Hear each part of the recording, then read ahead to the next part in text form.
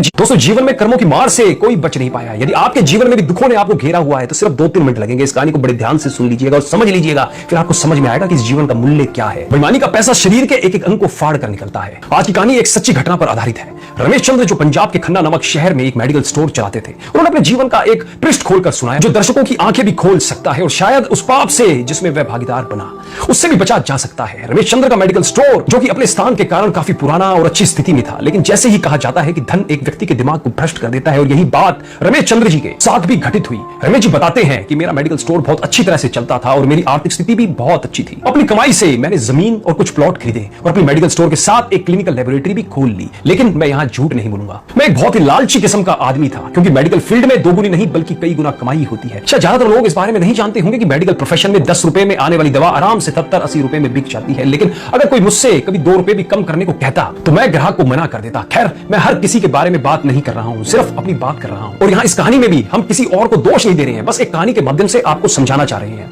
वर्ष 2008 में गर्मी के दिनों में एक बूढ़ा व्यक्ति मेरे स्टोर में आया। उसने मुझे डॉक्टर की पर्ची दी, मैंने दवा पढ़ी और उसे निकाल लिया। उस दवा का बिल 560 रुपए बन गया। बूढ़े ने उसने अपनी सारी जेब खाली कर दी, लेकिन उसके पास कुल 180 रुपए थे। मैं उस समय बहुत गुस्से में था, क्योंकि मुझे काफी समय लगाकर उस बूढ़े व्यक्ति की दवा निकालनी पड़ी थी और ऊपर से उसके पास पर्याप्त पैसे भी नहीं थे। बूढ़ा दवा लेने से मना भी नहीं कर पा रहा था, शायद उसे दवा की सख्त जरूरत थी। फिर उस बूढ़े व्यक्ति ने कहा, मेरी मदद करो, मेरे पास कम पैसे हैं और मेरी पत्नी बीमार है, हमारे बच्चे भी हमें पूछते नहीं है, मैं अपनी पत्नी को इस तरह वृद्धावस्था में मरते हुए नहीं देख सकता। लेकिन मैंने उस समय उस बूढ़े व्यक्ति की बात नहीं सुनी और उसे दवा वापस छोड़ने के लिए कहा। यहां पर मैं एक बात कहना चाहूंगा कि वास्तव में उस बूढ़े व्यक्ति की दवा की कुल राशि 120 रुपए ही बनती थी।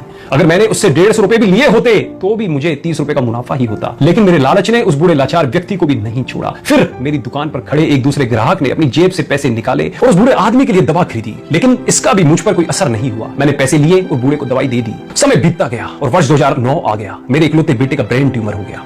पहले तो हमें पता भी नहीं चला, लेकिन जब पता चला तो बेटा मृत्यु के कगार पर था। पैसा बहता रहा और लड़के की बीमारी खराब होती गई। प्लॉट बिक गए, जमीन बिक गई और आखिरकार मेडिकल स्टोर भी बिक गया। लेकिन मेरे बेटे की तबीयत बिल्कुल नहीं सुधरी। उसका ऑपरेशन भी हुआ और जब सब पैसा खत्म हो गया तो आखिरकार डॉक्टरों ने मुझे अपने बेटे को घर ले जाने और उसकी सेवा करने के लिए कहा। उसके पश्चात 2012 में मेरे बेटे का निधन हो गया। मैं जीवन भर कमाने के बाद भी उसे बचा नहीं सका। 2015 में मुझे भी लकवा मार गया और मुझे चोट भी लग गई। आज जब मेरी दवा आती है तो उन दवाओं पर खर्च किया गया पैसा मुझे काटता है, क्योंकि मैं उन दवाओं की वास्तविक कीमत को जानता हूं। एक दिन में कुछ दवाई लेने के लिए मेडिकल स्टोर पर गया और 100 रुपए का इंजेक्शन मुझे 700 रुपए में दिया गया। लेकिन उस समय मेरी जेब में 500 रुपए ही थे और इंजेक्शन के बिना ही मुझे मेडिकल स्टोर से वापस आना पड़ा। उस समय मुझे उस बूढ़े व्यक्ति की बहुत याद आई और मैं घर चला गया। मैं लोगों से कहना चाहता हूं कि ठीक है कि हम सभी कमाने के लिए बैठे हैं, क्योंकि हर किसी के पास एक पेट है, लेकिन वैध तरीके से कमाएं, ईमानदारी से कमाएं। गरीब लाचारों को लूट कर कमाई करना अच्छी बात नहीं है, क्योंकि नर्क और स्वर्ग केवल इस धरती पर ही है, कहीं और नहीं है। और आज मैं नरक भुगत रहा हूं। पैसा हमेशा मदद नहीं करता, हमेशा ईश्वर के भय से चलो। उसका नियम अटल है, क्योंकि कई बार एक छोटा सा लालच भी